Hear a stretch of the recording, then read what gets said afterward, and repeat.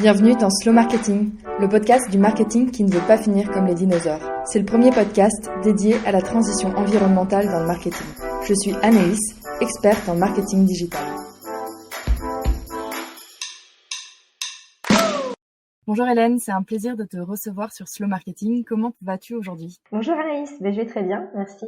Moi aussi, je suis ravie de passer ce moment avec toi. Alors, dans cet épisode, nous allons parler de relations presse et de démarche responsable. Mais avant ça, est-ce que tu peux te présenter ? Oui, moi je suis Hélène Méran-Rezé. Me suis lancée en tant que consultante en communication et relations presse responsable en juillet 2022. Après 16 ans d'expérience en agence de communication et en entreprise. Et en fait, depuis mes 15 ans, j'ai une vraie sensibilité sur les sujets écologiques, mais je n'ai jamais été alignée avec mes valeurs dans ma vie professionnelle. Et je me suis dit que pour avoir un impact, il fallait que j'accompagne des entreprises engagées. Donc, c'est comme ça que je me suis lancée il y a un an dans l'entrepreneuriat. Avant que tu nous dises tout sur ta démarche, je vais me faire un peu l'avocat du diable, mais en quoi une campagne de relations presse peut ne pas être responsable ? Donc, une campagne de relations presse, elle peut ne pas être responsable lors de la conception en fait des messages. Si elle participe à une campagne de greenwashing et qu'elle manque de transparence en fait. Son rôle, les relations presse, leur rôle, c'est de promouvoir des réels comportements engagés, avec preuve à l'appui en fait. Il faut décoder en fait la complexité aussi. Et les relations presse, elles ne sont pas responsables lorsqu'il existe un fossé entre le discours officiel des marques, des entreprises et leurs pratiques en fait, leurs vraies pratiques sur le terrain. Donc en fait, c'est quand l'entreprise, elle parle plus qu'elle ne fait. Donc en fait, on pourrait dire que les relations presse responsables, elles ont un discours qui est clair, qui est concret. Il n'y a pas, on ne fait pas d'opération commerciale, il n'y a pas de propos sans fondement. Et surtout, c'est que les messages, ils doivent être informatifs et ils doivent être sourcés pour toucher les médias. Et une campagne de relations presse, elle peut ne pas être responsable aussi lors de l'envoi des messages. Lorsque le communiqué, en fait, il est envoyé, le communiqué de presse, il est envoyé à une base de données, une base de journalistes, sans avoir analysé la ligne éditoriale du média, ni l'intérêt du journaliste pour le sujet. Donc, elle n'est pas responsable lorsqu'elle devient du spam, tout simplement. Faut savoir qu'en fait, les médias, ils sont de plus en plus en concurrence, ils sont de plus en plus dans l'urgence. Les rédactions, elles réduisent leurs effectifs. Donc, les journalistes, ils manquent de temps. Et un journaliste, il peut le recevoir jusqu'à plus de 100 communiqués de presse envoyés par mail par jour. Et il y a moins de la moitié, moins de 50% sont pertinents. Donc en fait, ils perdent du temps. Et donc il faut que les relations presse, elles privilégient la qualité plutôt que la quantité. Donc c'est le ciblage, c'est la règle d'or en fait pour une bonne action presse. Et du coup, est-ce que tu peux nous expliquer un peu ta démarche responsable pour mener à bien une campagne de relations presse ? Ouais, je la fais en fait en 2 temps. La première, c'est une partie client et la deuxième, c'est la partie média en fait. Donc au niveau du client, au-delà du brief que je reçois, en fait, je m'impose vraiment de connaître le produit ou le service et surtout si le client il est expert sur le sujet. En fait, ça inclut un temps de recherche, un temps d'échange, un temps de vérification des sources. Et je me pose la question, c'est dans quelles conditions le produit ou le service il est conçu, dans quel lieu, par qui, est-ce qu'il apporte vraiment une innovation, est-ce qu'il bénéficie d'une certification et quels impacts vont avoir la conception, la fabrication, l'usage et sa fin de vie sur l'environnement. Et en fait, grâce à ça, je vais vraiment avoir un argumentaire étayé, je vais enlever le jargon, le flou, l'approximatif et surtout l'exagération. En fait, on va revenir à des bases au niveau transparence. Donc en fait, je suis vraiment vigilante puis exigeante auprès de mes clients pour que ça soit une stratégie de communication efficiente.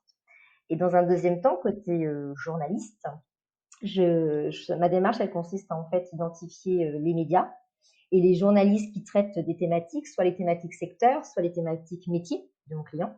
Après, je conçois un fichier presse sur mesure avec un ciblage précis et une connaissance pointue des journalistes. Donc, quand je dis connaissance pointue, c'est-à-dire je me renseigne en fait sur la ligne éditoriale du média et sur le journaliste. Et sur le journaliste, je regarde comment il a traité cette actualité, quelle était sa pensée sur le sujet, sous quel angle et qui l'a interviewé lorsqu'il faisait des articles sur ce sujet. Et grâce à ça, après, je peux avoir différentes idées d'angles que je peux proposer. Et vraiment, j'approche le journaliste avec une accroche vraiment personnalisée en parlant d'un article qu'il a fait, d'un reportage. et je lui donne le sentiment en fait que je le contacte parce qu'il y a une vraie raison, pas parce qu'il fait pas parce qu'il fait partie d'un fichier presse en fait. Donc c'est vraiment une approche cas par cas et hyper personnalisée. Donc, si je comprends bien, dans un premier temps, tu fais vraiment un tri, une sélection dans les clients avec qui tu travailles. Et dans le Oui, deuxième, il y a vraiment un ciblage hyper affiné des journalistes que tu vas contacter, quoi. tout à fait. Et je privilégie la qualité plutôt que la quantité. Selon toi, c'est quoi les principaux défis auxquels une entreprise va être confrontée des pratiques responsables? Moi, je dirais que le premier, c'est la transparence en fait. Elles peuvent vouloir, lorsqu'elles font des relations presse, vouloir faire des effets d'annonce en fait, exagérer leurs actions, exagérer les résultats. Mais en fait, les entreprises, elles doivent être transparentes sur les informations transmises. Ne pas mentir, ne pas essayer de cacher des informations. Il faut des informations factuelles sur le marché, l'environnement et les résultats de l'entreprise, vraiment être transparent. Si elles sont engagées, c'est déjà super, et ne pas vouloir exagérer. Et je dirais aussi que le deuxième, c'est le bon timing. Il faut vraiment le faire quand la démarche, elle est poussée, elle a des résultats, vraiment lorsqu'elle est cohérente et qu'on peut étayer chaque information, chaque annonce en fait. Ne pas enjoliver la réalité. Toi, ça t'arrive qu'un de tes clients te dise, OK, on veut communiquer sur ce sujet-là, et une fois que tu creuses, de dire, ah bah non, c'est pas assez mature. Oui, j'ai déjà dû enlever certains propos dans un communiqué de presse que le client voulait indiquer parce que j'avais demandé des preuves scientifiques pour avancer ce qu'on disait et je les ai pas eues. Donc j'aurais dit qu'on pouvait faire plus simple et que si on voulait aller plus loin, il faudrait peut-être nous ou le client lancer ses études pour prouver ce qu'on dit en fait. Mais vu qu'il a pas pu, on a simplement pas mentionné. Et il a compris. Il s'est dit oui, en effet, si je suis face à un journaliste, je ne pourrais pas étayer cet argument. Et donc voilà, quand ils comprennent la démarche du fait qu'ils vont, ça peut les mettre dans une position un petit peu délicate vis-à-vis d'un journaliste qui veut gratter, pas parce qu'il a envie d'être d'être pénible, mais parce qu'il a envie de faire son métier en fait au final, et que bah, tout propos qu'il doit mettre dans son média doit être justifié. Donc voilà, donc ça s'est très bien passé. Puis quand l'argument est assez clair, c'est si on peut pas argumenter, on n'indique pas. Ce sont des effets d'annonce, c'est de la com, c'est pas possible. Moi, je vois un troisième défi que tu as un peu mentionné avant, mais c'est un peu éviter les raccourcis de type utiliser il y a des logiciels, des services qui permettent d'envoyer les communiqués de presse en masse. Et si je comprends bien, ça va complètement à l'opposé d'une démarche responsable. Bah, tout à fait, parce qu'on va devenir du spam en fait au final. Et puis il faut bien en prendre en compte que les relations presse, c'est une relation qui se crée dans la durée.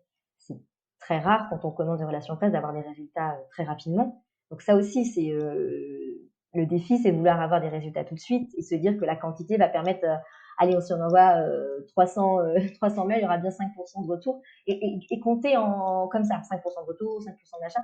Ben, en fait non. Et c'est vrai que il faut, oui, éviter ces raccourcis, ces facilités en fait. Il faut faire différemment, moins mais mieux. Et c'est vrai que c'est plus compliqué, surtout quand on a des copains, des entreprises qu'on connaît, qui oui, ils ont fonctionné comme ça, ils ont eu ça. Si le journaliste, il a plusieurs fois des communiqués de presse qui ne le concernent pas, l'entreprise, ça peut nuire à sa réputation et à son image vis-à-vis des médias. Et voilà, et donc il vaut mieux plutôt prendre en considération que les journalistes ont peu de temps, leur faciliter la vie, être vraiment un partenaire en fait en disant j'ai une information, je pense qu'elle peut vous plaire, vous intéresser et aller plus loin. Et quand vraiment ça fonctionne, après, ça fait c'est extraordinaire quand le journaliste il a confiance et qu'il reverra mon email ou celui du client. Enfin, voilà, je ne sais pas comment ça fonctionne dans les autres, mais moi ça sera mon email. Là, il sait que mon information, elle est pertinente, elle a été vérifiée et voilà, la relation elle est gagnante. On se crée sur la durée. Éviter les raccourcis, en effet, ça peut être un autre défi. Est-ce que tu peux nous donner des exemples concrets de campagnes de relations presse réussies qui ont intégré des valeurs environnementales et responsables? Oui, j'ai un exemple avec un client que j'ai fait une campagne pendant le Salon de l'agriculture en février 2023, février-mars 2023.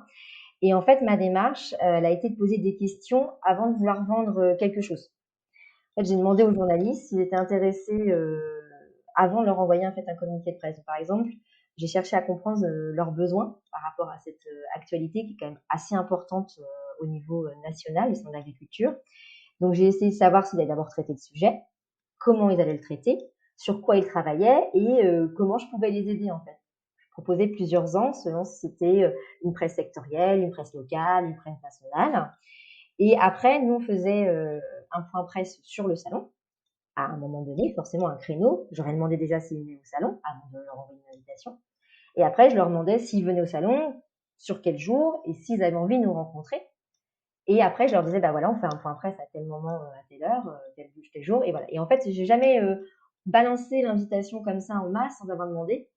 Et donc, on a rencontré beaucoup de journalistes. Et en fait, le client, il a obtenu 21 retombées presse, alors que l'année précédente, il n'en avait eu que 6. Ah oui, avec une démarche du coup d'envoyer à tout le monde l'invitation. Voilà. Donc là, beaucoup plus. Forcément, c'est une démarche qui est plus longue, plus pointue, mais au final, on a eu beaucoup de retombées. Mais c'est intéressant parce que je sais pas, j'essaie de prendre un exemple concret de la vie du quotidien, mais si demain je dois déménager enfin, sauf contrainte de temps ou quoi, mais ça me reviendrait jamais à l'idée d'envoyer à une liste d'amis, ok, rendez-vous à tel jour, telle heure, j'ai besoin de Martin au carton, Juliette dans la cuisine, et d'imposer des rôles comme ça aux gens à qui faire, sans de leur avoir demandé déjà leur disponibilité, si vous voulez bien me donner un coup de main, enfin, etc. Toutes ces étapes avant que dans la vie réelle, on fait naturellement parce que ça ne vient pas à l'idée d'imposer notre agenda à quelqu'un d'autre, quoi. Mais oui, c'est tellement vrai en fait et en fait on a rencontré 6 journalistes et en fait il y en a eu 3 lors du point presse, mais on a les 3 autres à différents moments parce que ça leur facilitait la vie et ça a été et en fait c'était super. Si on n'avait pas eu cette démarche de savoir si déjà ils venaient au salon, et souvent ils disaient oui je viens au salon tel jour, bon bah parfait. Et nous on faisait en sorte qu'il y ait quelqu'un qui fait partie qui est en interne chez mon client pour pouvoir répondre à ses demandes et qui était porte-parole. Enfin, voilà, on peut aussi choisir des bons porte-parole, mais tout à fait, y avoir cette démarche, on demande avant. Enfin, ça te demande effectivement, certes, plus de travail, mais tu as des contenus qui sont personnalisés pour chaque journaliste, chaque média. Ce qui fait que derrière, les retombées presse que tu vas avoir vont être diversifiées et tu vas pas te retrouver avec 6 fois le même article, quoi. Ce qui est souvent le cas quand on fait des campagnes avec le communiqué de presse envoyé en masse. Tout à fait. Bah, le fait de salon de l'agriculture, on avait vraiment beaucoup d'angles. Il y a à la fois le local parce que la presse locale aime beaucoup parler du salon de l'agriculture en mettant en avant les agriculteurs locaux. Donc ça, c'était super parce que c'est ce qu'on a fait. On a eu des belles retombées avec des beaux plateaux au niveau radio, etc. Donc ça, c'est vraiment super. Donc là, c'était hyper diversifié puisque ça attendait des portraits qui étaient mis en avant. On avait aussi parlé de l'inflation, forcément. C'était le sujet de la salon de l'agriculture, mais aussi de l'agriculture bas carbone. Mon client, lui, met des actions depuis très longtemps en place parce que c'est dans l'ADN de son ADN du réseau qu'il a créé. Donc là, c'était un sujet qui était important. Et en plus, on a réagi à l'actualité puisqu'il y a Christophe Béchu qui est passé au sein de l'agriculture et qui en a parlé. L'agriculture bas carbone, c'était un des défis des prochaines années. Et donc, c'était intéressant parce qu'on a tout de suite rebondi à ce sujet en disant, bah oui, mais nous, on n'a pas attendu des annonces du gouvernement, c'est déjà fait et on vous le prouve parce qu'on a mesuré, venez voir. Donc, et en fait, on a eu beaucoup de choses. On a eu vraiment, en effet, comme tu dis, beaucoup de diversité au niveau des angles. Et donc, forcément, on a touché à la fois les professionnels et à la fois les particuliers. Certaines entreprises pourraient craindre que des campagnes de relations presse responsables soient moins efficaces ou en tout cas moins compétitives sur le marché. Comment est-ce que tu les convaincrais, toi? Moi, en fait, ce que je dis, c'est que les relations presse responsables, elles reposent en fait sur le même process qu'une stratégie marketing efficace, en fait. Il faut se mettre à la place de celui à qui tu écris, donc c'est le journaliste, pour comprendre ce qu'il a besoin et lui proposer une solution, en fait, une réponse. Et il faut surtout s'assurer que l'adéquation entre ton message, les médias et leur audience, parce que le journaliste, lui, vend son contenu à son audience. Donc, en fait, il faut transmettre le bon message authentique au bon moment au bon journaliste, donc comme une stratégie de marketing. Et en fait, en comprenant ce que les journalistes ils ont besoin, on peut leur apporter une solution. Donc, je l'avais dit un peu avant, mais on leur facilite la vie. Et donc, vu que les relations presse, elles se construisent sur la durée, avec cette approche, on a vraiment, c'est bingo parce qu'on a une approche conversationnelle et une approche relationnelle. Donc, relation presse, c'est bien relation. Et donc, en fait, on comprend leur quotidien et on est vraiment un vrai partenaire, en fait. On n'est pas juste là pour mettre en avant une entreprise. On est là pour les aider à construire, rédiger des articles ou créer des reportages qui vont intéresser leur audience. Ouais, on oublie souvent l'aspect de relation presse, quoi. C'est pas une ligne dans un document Excel, c'est pas... Hélène, si je te dis slow marketing, tu penses à quoi? Slow marketing, moi, ça me fait penser à un marketing qui fait différemment, en ralentissant, en faisant moins mais mieux, et en évitant les techniques de persuasion et en ne poussant pas les personnes à la surconsommation. Et la question de la fin, selon toi, qui est-ce que je devrais inviter sur ce podcast? Alors moi, sur LinkedIn, je suis Lison Fanuel. C'est une développeuse web éthique et j'adore son approche. Elle propose des sites web accessibles, inclusifs et éco-conçus, excuse-moi. Et j'aime beaucoup son approche sur LinkedIn pour nous aider à là aussi se mettre à la place des personnes qui vivent un quotidien différent et essayer de changer notre façon de faire. Et je trouve que c'est tellement important, l'accessibilité.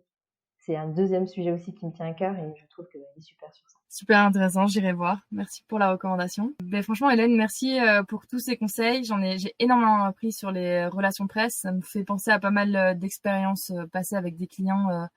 Alors moi, je faisais pas les relations presse, mais ou avec d'autres freelances ou d'autres agences. Et je repense à ces expériences et je me dis, ah, oui, on aurait pu faire mieux.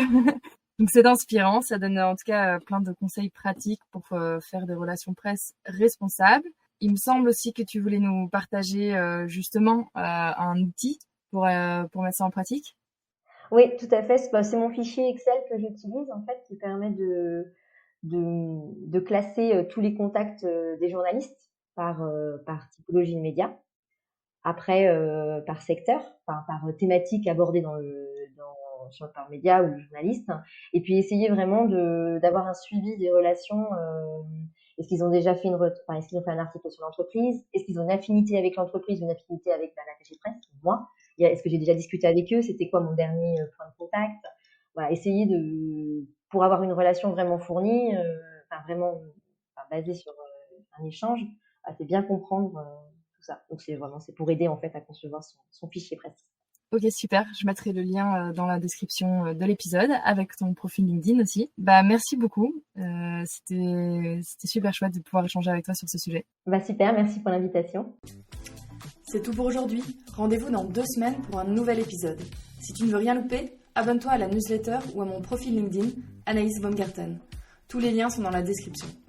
Merci pour ton écoute et à très vite sur Slow Marketing.